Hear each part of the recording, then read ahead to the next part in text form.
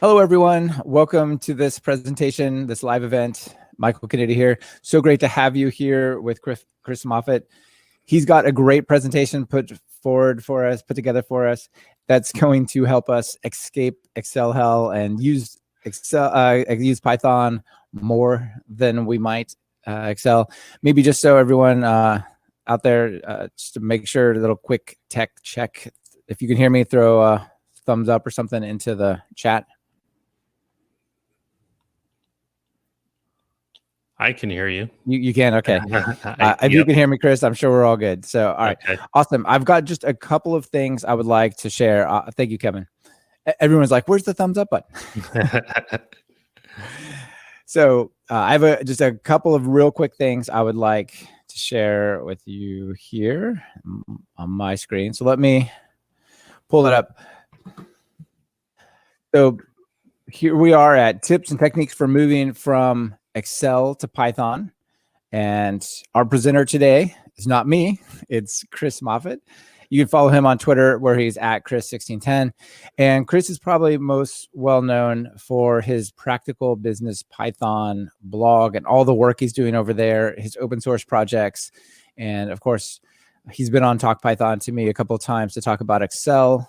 It was super popular. Apparently people are excited to not use Excel as much and do more Python or blend these things, I think, is also a way to think of it. So yeah. So welcome, Chris. Thank you. Thanks for being here. I'm going to flip it over to you. And first I'll give you your video. And then when you're ready, let me know. I'll flip it to your screen. Okay. So good morning, good afternoon, good evening, depending on your time zone. Really appreciate everybody joining us today. I think this is going to be really good discussion. And what I'd like to do is I've got kind of some code examples. I figure it's best to show you versus just talking through things. So we'll hopefully have a good discussion with some concrete examples of how you can use Python to replace some of the cumbersome tasks that you do in Excel today. So if you want, you can go ahead and share my screen. All right, it's up. All right. So like I said, I want to really focus on code. So I only have one PowerPoint presentation to walk through, and mainly because I wanted to orient everybody on how to think about this problem. So as you can see on my slide, I have my Excel hammer, really high quality graphic that I put together there. But I think it really, what it's meant to illustrate is Excel is a tool that does a ton of things in an organization, and it may not be the best approach for all the phases. And as I think about how I've used Python and various tools in my world to solve real world problems, these are some of the categories that I focus on. And what's really important when you start to figure out how to leverage Python in your world, that you want to tackle the right problem. So you could focus on gathering data, wrangling your data, cleaning the data, analyzing it, and presenting it. These are the different categories, and you need to be smart about where to use Python. And addressing the right pain points is really a critical part of getting started correctly. So what I wanted to do in the rest of this crowdcast is walk through some very specific examples of maybe where Excel falls down a little bit and Python is a better approach for solving some of these problems. So that will orient. Let me just throw out something for the audience as well. Sure. If you guys have a question, please use the ask a question section and don't throw it in the chat, because the chat can fly by and we'll miss it. Also, if you do it in the ask a question section in the recording, which yes, there will be a recording, it will actually tag the recording where your question is answered, so you can go back to it. All right, take it away, Chris. Perfect. So Michael, does this look like it's big enough for everybody that they can read it, or should I blow it up a little bit more? It looks, maybe I just hit a Command+. Does that look good for everybody? Hope so. All right. So here's what I want to do. I want to go through some, like I said, concrete examples of things where Python really excels compared to Excel. So the first one, let's take a look at a file I have here. So it's called 2019 customer transactions. It's 96 megabytes, which is not terribly big, but it's big enough. And so when I try and open it with Excel, I think most people are going to understand what's going to happen here. We're kind of cramming through this file, and then showing up on my other screen that essentially it didn't load all the data. So it only loaded the the little over 1 million rows that Excel can handle. It looks like it loaded everything, but everything is not there. So let me show you how you do that in Pandas. So we've got our Jupyter notebook here. One of the things that I do, just kind of my editorial on how I like to manage things, because when you're working with files so much in the Windows ecosystem or Mac or Linux, but especially on Windows, file paths are kind of painful. So I like to use pathlib. So in this example, I've got my raw file, that 2019 customer transaction file that I tried to load in Excel. And you saw that in Excel, it took, 10, 20 seconds, didn't even load it all. But when I use Pandas, it loads it really quickly. And you can see here that I have the 1.1 million rows. It's about 83 megabytes of memory. And, just if you want to maybe do a quick aggregation of that data. So we want to see, okay, well, how many books, pencils, or pens did we sell? And for those of you that maybe aren't as familiar with Pandas, I did a quick group by category, aggregated the data so that I can sum the invoices and then actually get the number of unique invoices and then style it. So my point here is, think about if you were to try and do this in Excel. One, you couldn't open that file as it stands without doing some manipulation. But two, Excel tends to get bogged down when you have these large files. And then three, if you look at this, so how many lines of Python do I have? So I've got 2 import statements. I'm defining my file. I'm reading it. The head and info just kind of tell me information are not really required. And I've really got 1 aggregation function. So if you start to think about how you would do this in Excel or how you would explain it to someone in Excel, it's not necessarily the most complicated thing, but it's not very efficient. So Pandas and Python working together is a much more efficient process for working with large files. So hope that made sense to everybody. Let me go through. So Chris, let me ask you a quick question. Mm-hmm. How much data could I load? Like, if 1 million rows is too much for Excel. Yeah, I mean, essentially, you're constrained by how much. The easy answer is you're constrained by how much memory you have in your computer with core Pandas. And then you do have options to do other things where you can do like out of memory manipulations or analyzing data, so that you can even analyze data, more data than you have memory. So on my laptop here, which probably has, 16 gigs of RAM, which is probably a fairly low end for a laptop these days, I could probably load several gigs worth of data and manipulate it relatively easily. Nice. So that is very helpful. All right. So let me, so the other example I want to go through, let's do another example of how you can consolidate information. So one of the other things that Excel, that I expect you've all seen with Excel, is you get data and you have data across multiple tabs.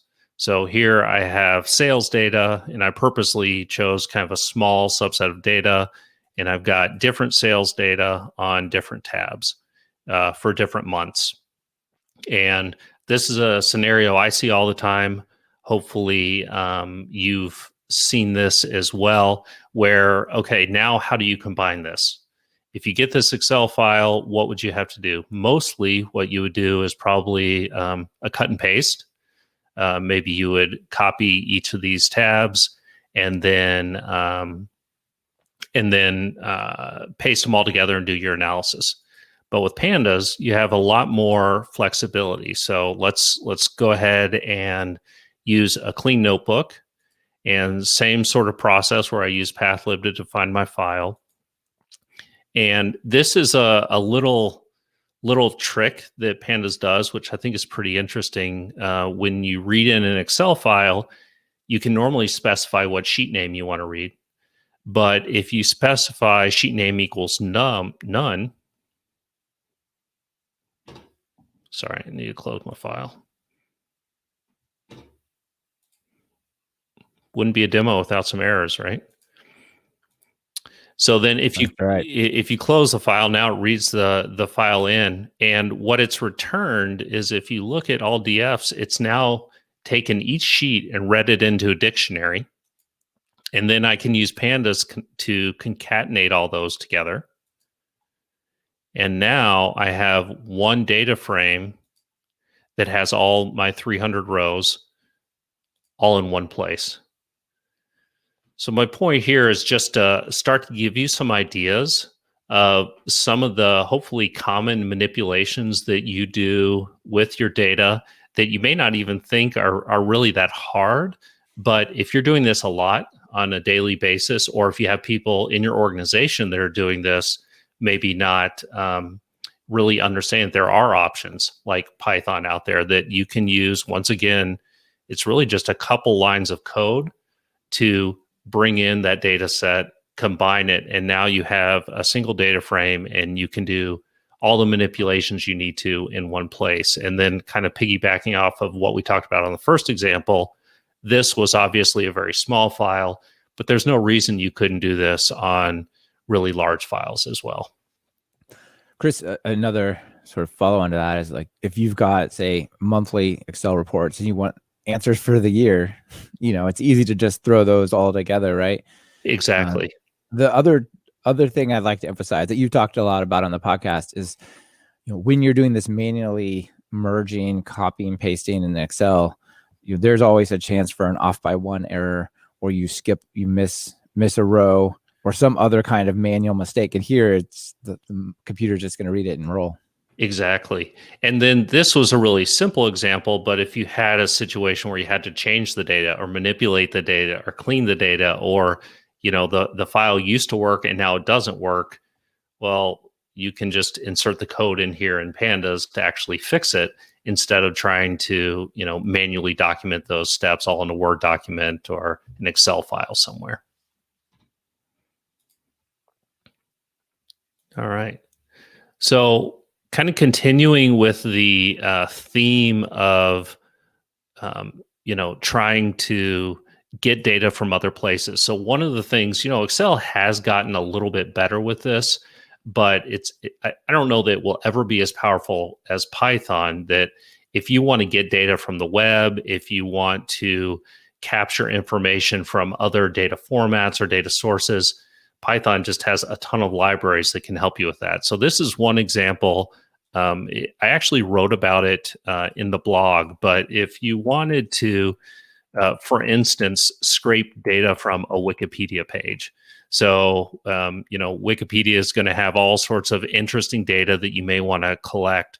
One of the things that pandas can do is it can actually read HTML tables and kind of scrape them off of the web page without using, it uses Beautiful Soup and other libraries behind the scenes, but it makes it a lot easier. So if I wanted to scrape the Minnesota election results, then I have this table. So now with that one command, I have that table all loaded into a data frame and can do whatever manipulations I want. And, unfortunately, the data is a little bit messy because we have these percentage signs in here. So need to clean them up a little bit. So if you look at the link, and I know there's a question in the chat about, am I going to share these notebooks? And the answer is yes. So I'll share this out there. You can click on my article where I talk through this a little bit more in a little bit more detail. But now I've replaced those percentage signs and then converted them to numeric. So now my data is nice and clean. It's a numeric format, and I can do whatever manipulation I want. So this is just a really, one of those tricks that is important to have in your toolkit, so that as you start to want to bring in more data, this is one example that's out there, and I think it speaks to just that power of pandas.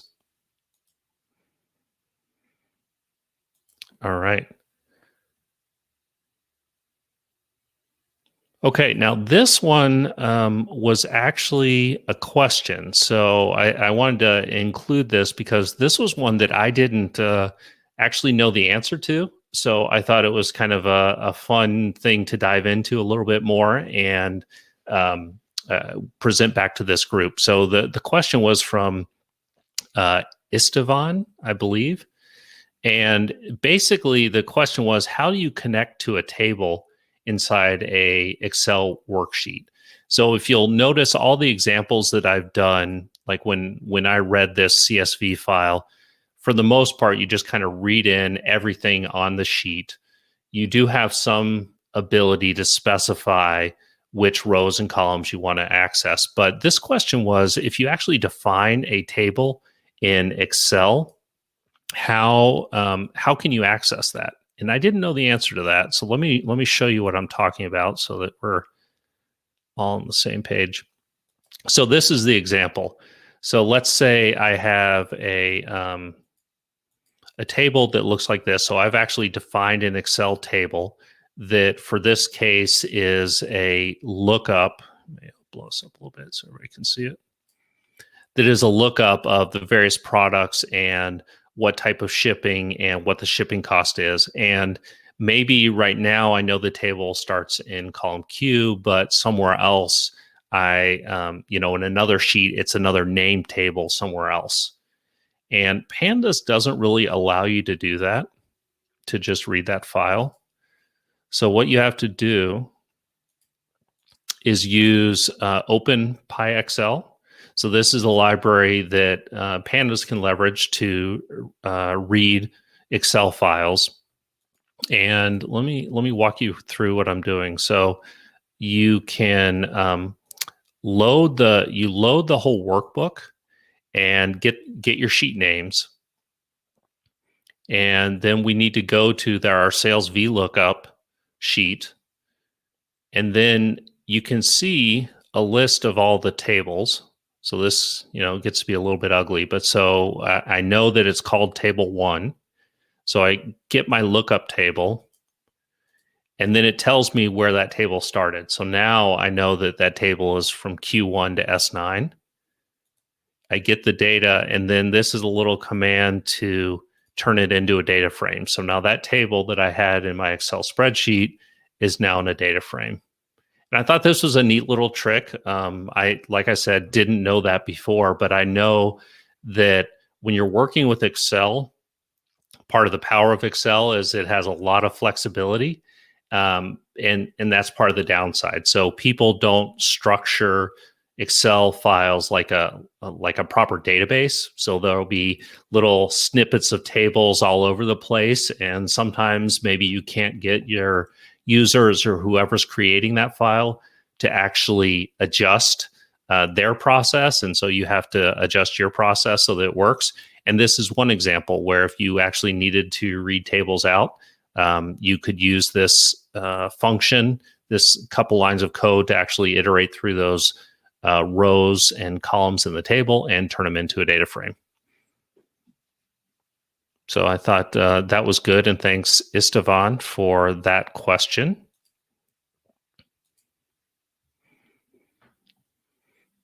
So the next thing that I think people, probably one of the most common things that people do in Excel is a VLOOKUP. And, I realize that there are other options like index match and other more, even the new, I think it's XLOOKUP that's coming in Excel is going to be a little more powerful. But you there, Michael? Yeah, sorry. Okay. On my mouse that it's not supposed to, but if I hit it the wrong way, it will actually navigate away from the crowd path and kind of restart it. So sorry, keep going. Okay. And so I wanted to talk about the VLOOKUP because I think as we talk about cleaning data and bringing data together, VLOOKUP is a common thing. So let's open up my shipping tables file again, and let me walk through, what I want to do from an Excel perspective. So this is let me blow this up a little bit. This is a very simple list of orders, the state and the product they ordered, and I need to figure out the shipping cost. So I've done a VLOOKUP on my shipping rates in a separate tab. So pretty straightforward Excel process. So if we're going to do that in Pandas, I will actually read in those 2 data frames. So this is an example where you can start to specify specific columns that you want to read in. So here I'm only reading in A through E because I don't want to read in my VLOOKUP example. Then I've got my table. And if I want to join them together, I use Pandas merge. So I merge the sales and the shipping, and I tell it I want to do a left merge. So if you're familiar with SQL joins, it's kind of like a left join. And now I've got my table.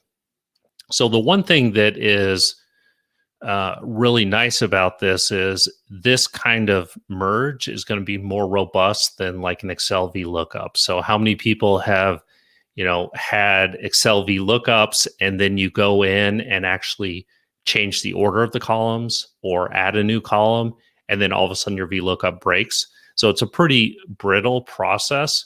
Pandas merge is going to make that a lot easier. So if you have these scenarios where you've got a lot of Excel data that you're merging together with VLOOKUPs, take a look at Pandas merge as a more robust example. And on top of that, so let me go through this second example where, that example was a fairly simple merge where we're just looking at kind of one key. But what if we said that we wanted our tables to actually look at not just the item type, but also the priority?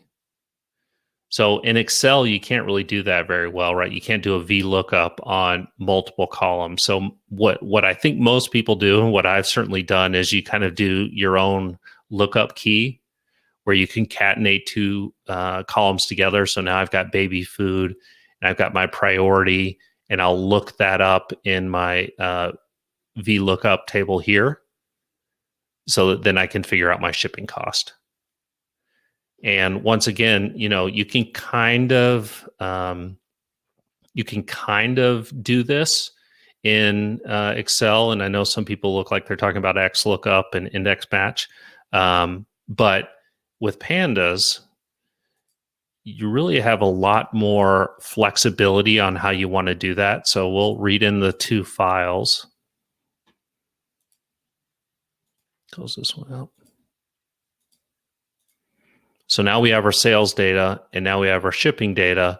And when we want to merge, we can tell it what to use for the left and the right. So on the left, we want to match item type and priority, and the right item type and priority, and boom, it just gives us our shipping cost. So once again, this idea of being able to do this without having to concatenate. And, I'm looking in the chat, and it looks like, there are certain other options. So people are mentioning XLOOKUP. People are mentioning Alteryx and other types of options. And I agree. That's a completely valid approach. If you are at a place where you have a tool that works, certainly continue to use it. But I have certainly found that there's a lot of places where organizations don't have any tools outside of Excel or haven't invested in those other tools. And so Python can be a way to, start dipping your foot into the more robust tools that are out there. And I think Python will then actually grow with you a little bit better. But I'm certainly interested to see what other people think in the chat. One thought I have, Chris, a lot of these extra tools and whatnot are probably pretty great, but what about doing them on servers or in production or some sort of automation where, maybe it's running on like a cloud VM, right? All of a sudden some nice GUI that costs a lot of money is not so effective over there. Yes. Yeah. Exactly. So it's, you can always find vendors they'll give you lots of options. And, to Microsoft's credit, Excel has also started to build more tools. So I think someone mentioned Power BI and some of the other enhancements that Excel's put in place. So, they're not standing and just waiting for other companies to build better tools. So they are continuing to evolve. But, I think there's a case to be made that this type of Python syntax is, not extremely difficult to learn and provides a lot of value. So the other thing, and this is one where I haven't seen that there are as many options out there. So let's talk about working with text. So this is one area where I just feel like Excel doesn't have a whole lot to offer, and it gets pretty messy. In this example, once again, I did a fairly simple, like, okay, here's an account number, a name, and let's say I'm dumping out just a text field. So it's a customer notes field, and there's information about a prompt pay discount. There's information about free shipping. You can tell it's not really formatted. We've got some dashes in here. But what if I wanted to dump this out and figure out, okay, which of these customers actually have free shipping, or which of them have, I guess just for the sake of this discussion, which just have free shipping. And so you can do this Excel formula to search and find free shipping, but it doesn't work because not only do I say free shipping, I've also got no charge shipping. I've got free ship. So, it's anything, unfortunately, where people are entering text by hand. And obviously that's not a best practice. We don't want to have that, but we live in the real world where that's the kind of data you're going to get, or we're going to get and have to work with. So I think a lot of people will try and figure out how to expand this formula to search for more of those scenarios. And it can be done. It's just not very pretty. So let me walk through how I would do this in Python. And we'll read in our file. So here's the file again. So we've got our customer notes. And in this example, I'm just going to do, one command. There's probably a couple of different ways you could do this, but we've got our customer notes field, and I'm going to access the string accessor. And, we're getting into dangerous territory here, talking about using a regular expression. But I think this is definitely a legitimate reason to use them and relatively easy to understand. So I can say, look for free shipping or free ship or no charge shipping. I can tell it it's a regular expression, and I can tell it not to worry about the case and assign whatever it finds back to free shipping. And now I've got my true false values. And you can see that it found my no charge shipping. It found my free shipping. It didn't get confused by UPS next day shipping. This is where I found Python just really, really powerful when you're trying to manipulate the data, when you've got that text data, and it's just, unfortunately not as clean as we'd like. And before you can do more of the complex analysis you want to do, you need to work with the text. And this is pretty powerful. And once again, not that many lines of code to do something that would scale to much larger data sets. Okay. We're moving right along. Okay. Let me open up this one. I hope this is working with everybody. I wanted to purposely kind of go through it fairly quickly because we will share the data or share the data. Oh, that's not the one. Oh, here's the right file. Sorry about that. So we're going to continue to use the big file. So this was the CSV file that we talked about earlier. So I'm going to read that in. And you can see that it's my 84 megabyte file. And if you think about in Excel, we talked about using VLOOKUP, copy and paste. I think the other thing that I know I use a lot in Excel is to turn on auto filter and start to filtering your data. So you filter it and maybe you want to find a certain date range. You want to find a certain quality level, threshold. Pandas allows you to do that using what I call Boolean indexes, Boolean filters. So in this example, let's say we want to look at all those sales that happened in 2019, and let's say that we ran a sale from January 1st through the end of March. And to qualify for the sale price, you had to purchase at least 5 products, and they had to be pens. So I can define my filter and say, okay, I want my invoice date time to be between these two dates. So I like that you can use between, so you don't have to, have 2 statements there. You can have a filter, make sure our quantity is at least 5, and that our products are in the pens category. So we define that. And if you look at it, each one of these is just a list of true false values. And so it's a true if you essentially show that row and a false if you hide that row. And then if you pass that to the loc command, we then get a list of, here are the 90,000, almost 91,000 rows that have pens, at least 5 quantities. Wait, run that again for me real quick, Chris. Sure. Just hit. Yeah. How long did that take? Sub 100 milliseconds? Exactly. And I remember seeing the little like computing formula like in Excel or Sheets all the time. That's crazy. Yeah, I mean, think about that. So if that's a really good point. I almost didn't even think about it. But if you've got a million rows in Excel and you try and do your auto filter, so turning it on, selecting your date range, then you select your quantity, then you select your product, it takes some time, and you can get lost, right? Because you don't know exactly what's selected. So then we can say, okay, I want to put a flag in there so that I know which of these pens were on sale. So I can, put all these filters together. So I have my date filter, my quantity filter, my product filter, and I want to assign the special pen sale a value of true. Once again, that all happens immediately. And so now I've got a flag. So I can say, okay, this was a special pen sale. This one was not.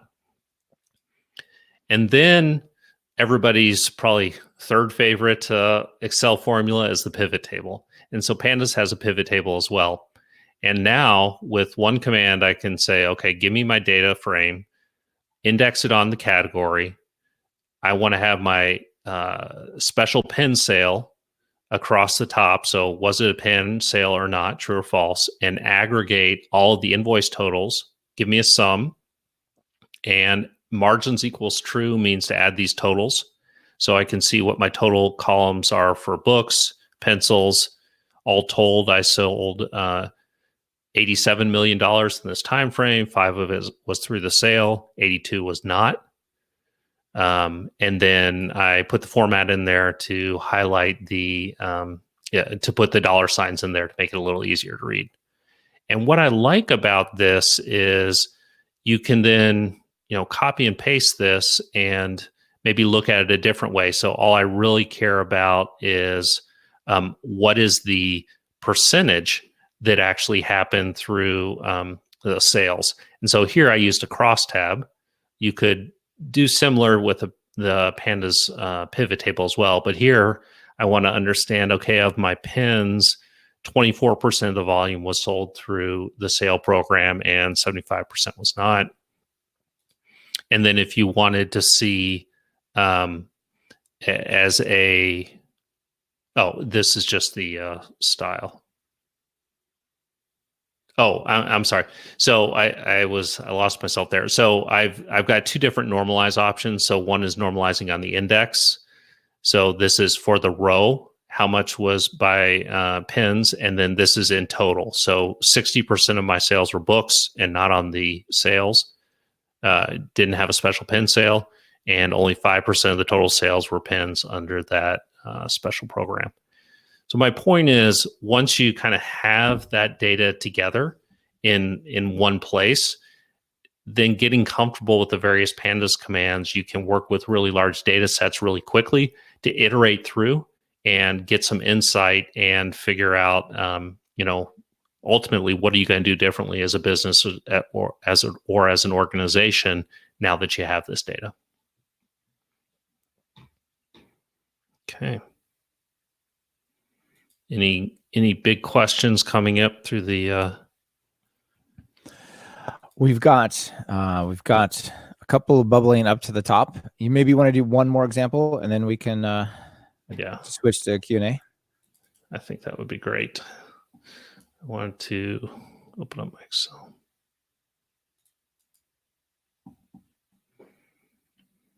Okay, so this is kind of a neat little trick I like to do.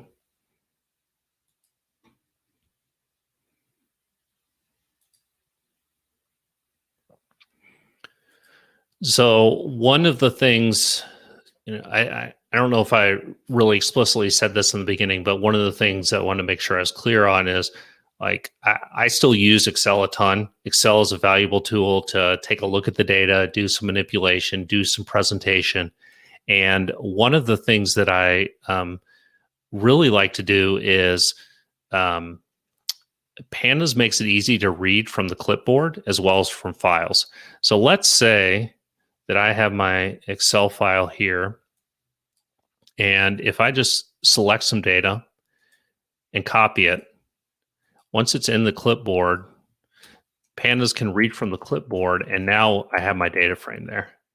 So this is a pretty cool little trick when you've got some small data sets that you just want to bring in to maybe merge with some of the other files or other data frames you have. So I use this all the time. And it's just a really kind of handy trick, and it works both ways. So if let's take a look at our big CSV file, that kind of filter that we just did, and let's say, okay, I want to see which of my transactions are true, because maybe, it doesn't make sense. Did I make a mistake in my logic somewhere? So then you can actually do the to clipboard.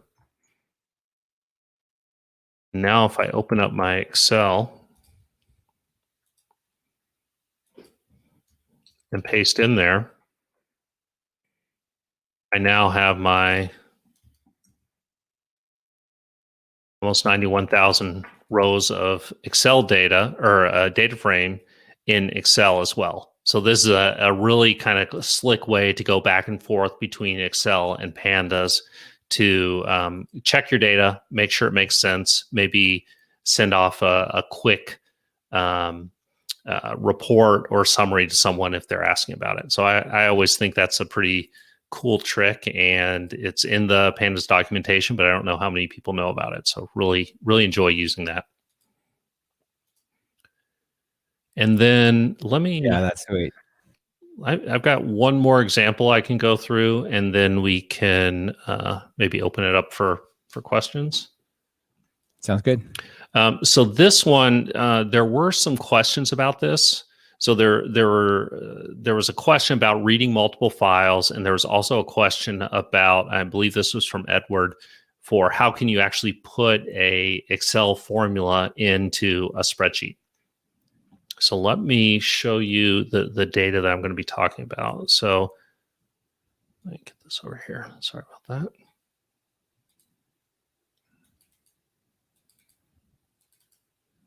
Okay. So let's say in this example, I have a weather directory, and there are 160 files in here that have local weather by country. And what I want to do is read each of those files, read all 160 of those files, and combine them into a single data frame. So let me do that. So I talked a little bit about pathlib, which I think is really useful function.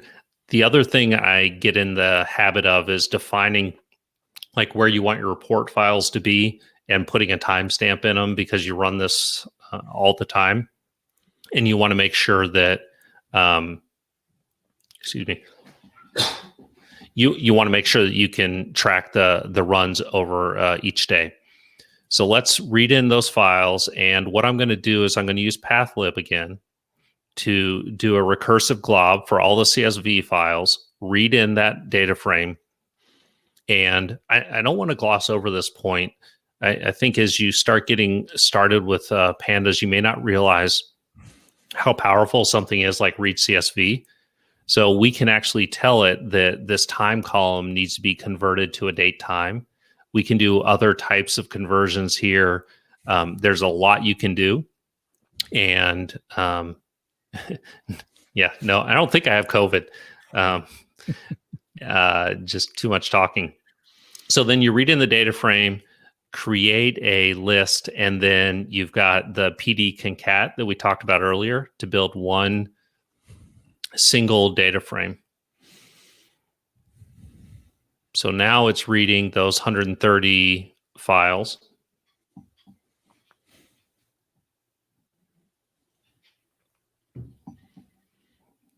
And just to show everybody, I have this data frame list. You can see that the first one is just Afghanistan. And now all data is 30,000 rows. Here's my full data set. And so what we've done is we've quickly parsed through 160 files, brought all the data together, made sure it's in the right time, in the right format. So this time is now a date time. So this allows us to do some pretty cool things. So let's say we wanted to know, hey, by country, what's the average min and max temperature per day? And notice how I read in the time, or by month, I'm sorry. So we have observations for each day. We want to convert it to a month. If you were using Excel, maybe you'd add a month column. But what you can do with pandas, you can use this grouper function to group the time column into months, and then get the mean for the temperatures. And then I use unstack to convert it to columns across the top. And now I've got with a few lines of pandas code, a nice summary table for each country, what their min and max average temperature was for each of these months in the data set. So let's say that this was a really important report that we wanted to share with people. Here's an example of how I'd write that report out. So we use the Excel writer and tell what type of engine to use. So XLSX writer is the library that will format the code in an Excel proper format. And then we can, once we dump that file to the report directory, I'm just going to show how to set the column width to 18. Because if you've worked with Excel before, or pandas before, when you save to Excel, sometimes the columns are a little squished. We're going to open up those columns. And then this was the example that someone had, how can I put a formula in here? So I just put one formula in here to add an average formula for B4 through B164, put that in cell B165, and then save the file. So let's go back to my reports directory. Here's today's report. That's not today, is it?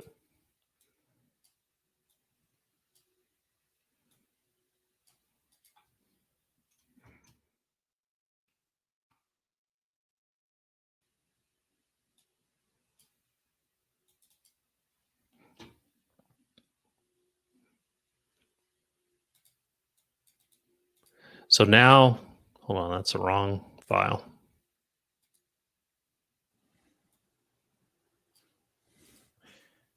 Maybe just print out report file, see where it went. Yeah.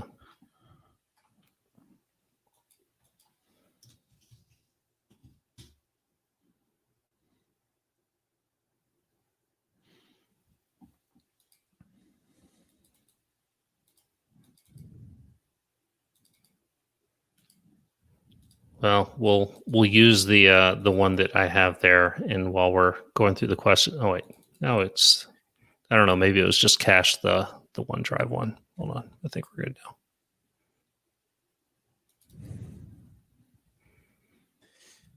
There we go. Well, it's still. Oh well. So I don't know why I didn't save it, but the point is, let's see if I have my summary here. No, I don't have it. Well, let me figure out where that ended up going. But the Excel writer does allow you to format these columns and put formulas in here, and actually then you have your Excel file as a report that you can distribute to others. Okay.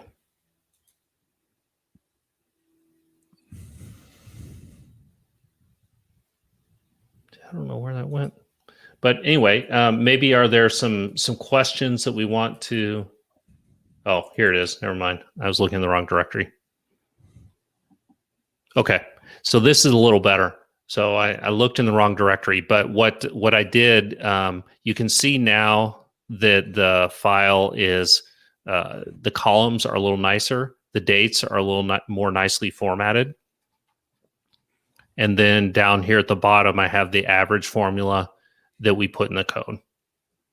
So this, once you kind of get this analysis going and figure out what that report structure needs to look like, then you have that template, and you can start to use the Excel writer function to add more formulas. You can add more formatting.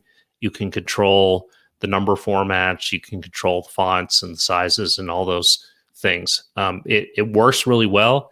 It is tedious, so I tend not to do that in the beginning. It's more of towards the end of the process, once I really understand what the final report needs to look like.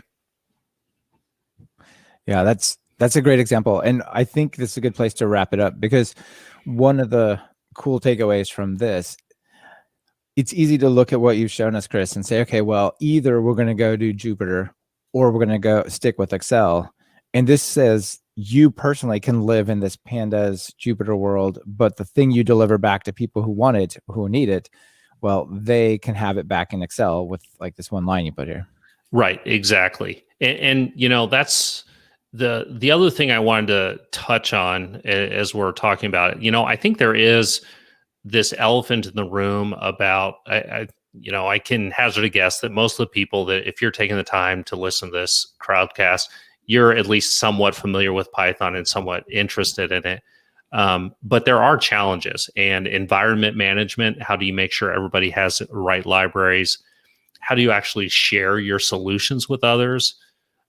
Is IT or is your management going to support this? And I think those are all legitimate questions. But as I was thinking about this, I think these are problems that are going to be solved sooner rather than later. If you kind of look at, if you just, do a look for companies that are developing Jupyter Notebook environments or developing more collaborative ways to share information. So look at something like Streamlit, which has kind of made it really easy to develop interactive visualizations with Python. Or you look at Plotly and their Dash framework, or other startups that are trying to build Jupyter Notebook environments. Or you look at what Continuum is doing with their Anaconda environment. I think we're going to find a solution at some point to a lot of these.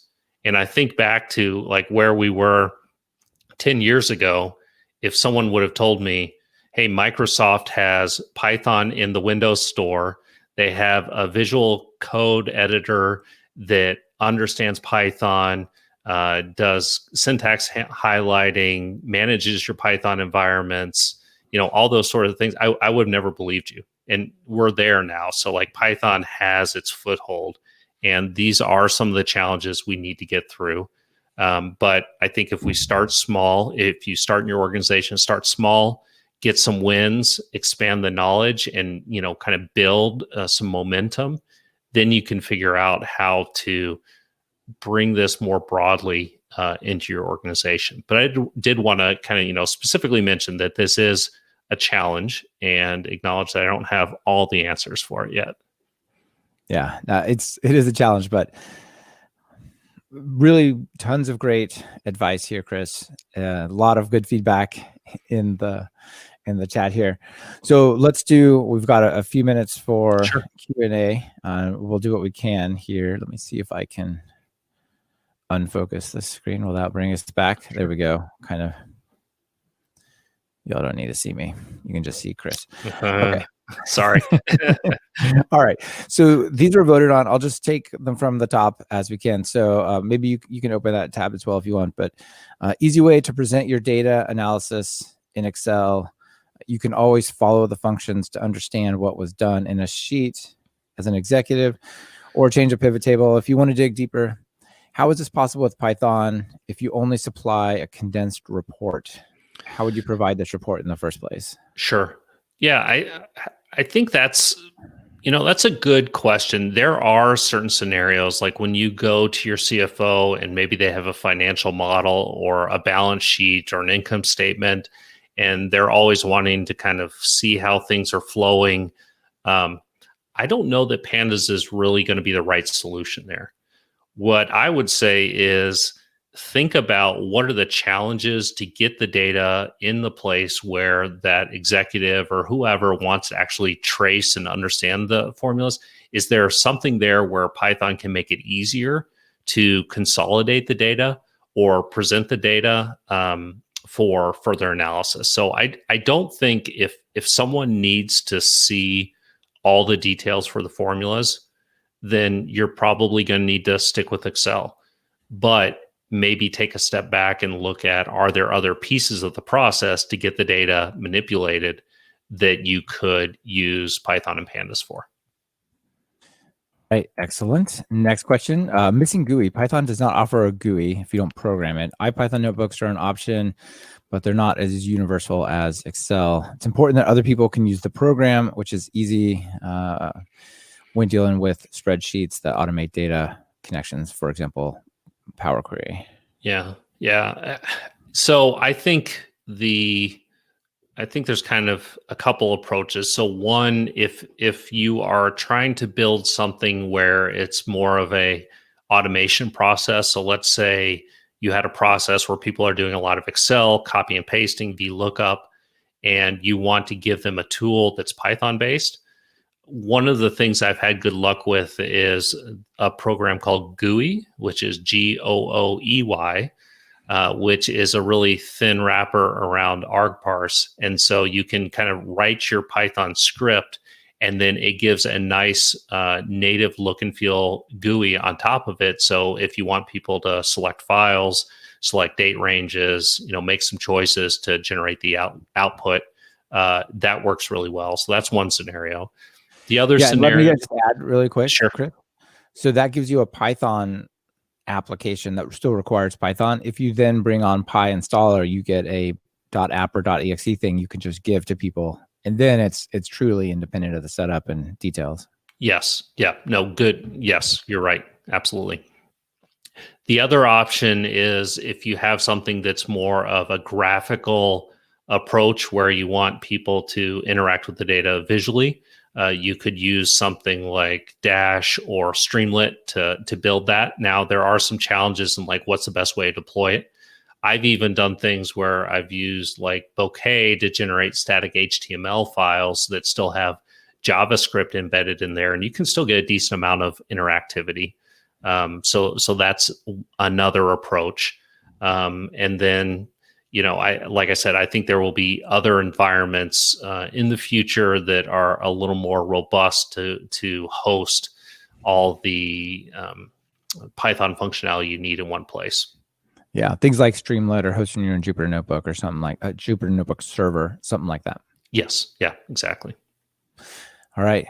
Next one by votes. I have a few issues that kept me from switching to Python pandas in my business. Python skills, the barrier for other people to edit a Python script is much higher. My coworkers don't know any programming language. It's easy to edit a few cells in an existing spreadsheet, but it's much harder to set up a Python environment.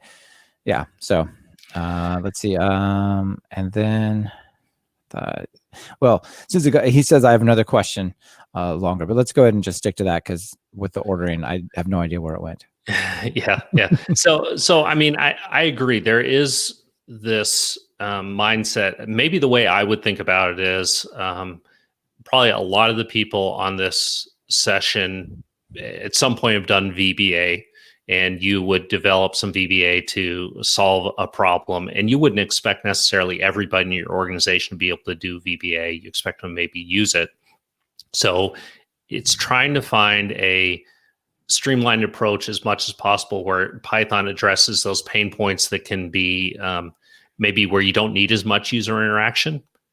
And so focusing there and not trying to get everybody up to speed on Python. It's more maybe focusing in on some of the specific power users that you can spend some time with and get them up to speed a little bit so they can get their environments running, but not necessarily trying to roll it out to a department of 50 and expecting them all to use Python. I think that's just really going to be challenging and not something we can do in the near term.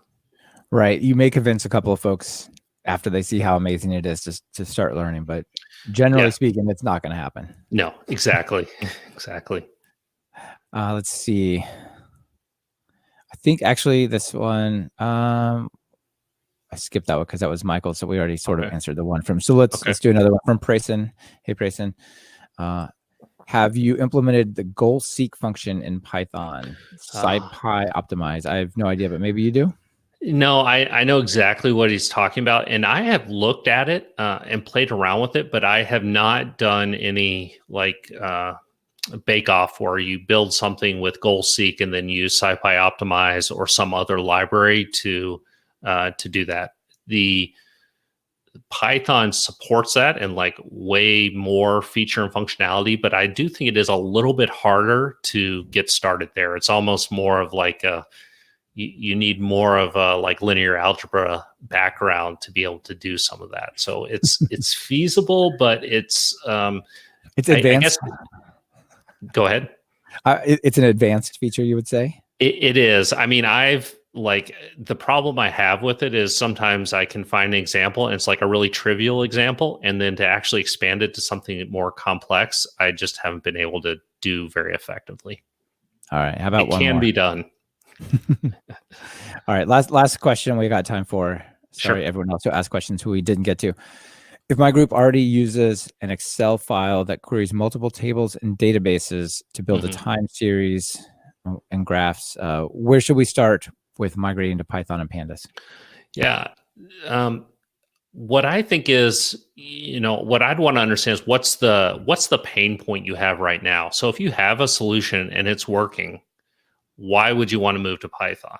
And is it because the solution's too slow? Is it because you want to do more with it? If it's just working, stick with it. But if it's not working, then in what ways is it not working? So if, for instance, and I don't know the details, but let's say it works, but it's really slow, then maybe trying to understand why it's slow. Is there some way that maybe you could bring in the data with Python and pre-aggregate it in some way, manipulate it in some way so that it's smaller, more compact, easier to analyze, and then do your Excel analysis on that? Maybe that's one approach. But in general, my guidance would be go closer to the data source and look at any transformations you need to do on the data before you get it to the point where you can actually do your analysis in Excel. That's kind of the sweet spot. Yeah, and just quick follow-up. Man, I love this Crowdcast platform for interaction. Jay just jumped into his question and added, too slow, it crashes. Oh, yeah. So that's where I would say, is there a way that maybe, let's say, for instance, you're getting the data at hourly level, but you only want to do your predictions at the daily level.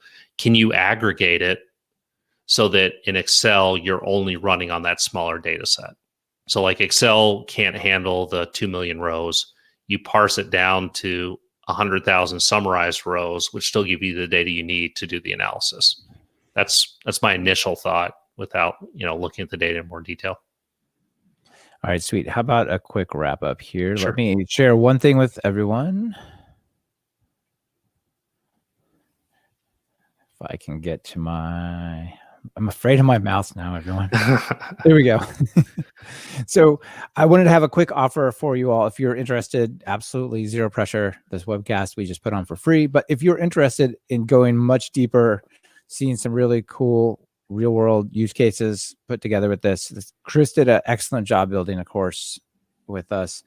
And it's called Move from Excel to Python with Pandas. And just for today, I'm offering a discount of 20% off his course. So talkpython.fm/excel20.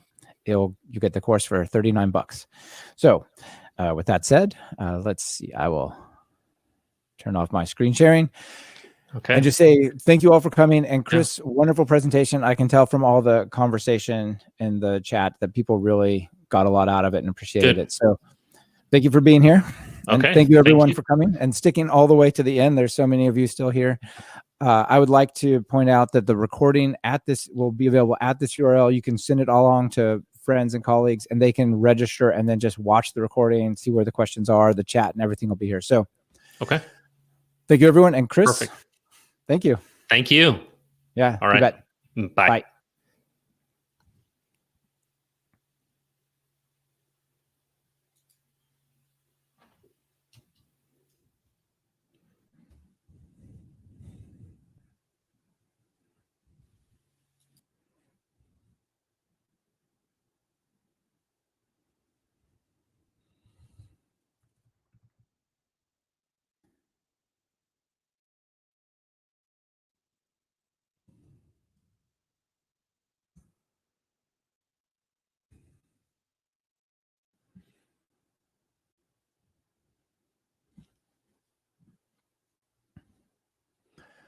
Here, I'll go ahead and put that link up one more time. Then we'll stop in just a second.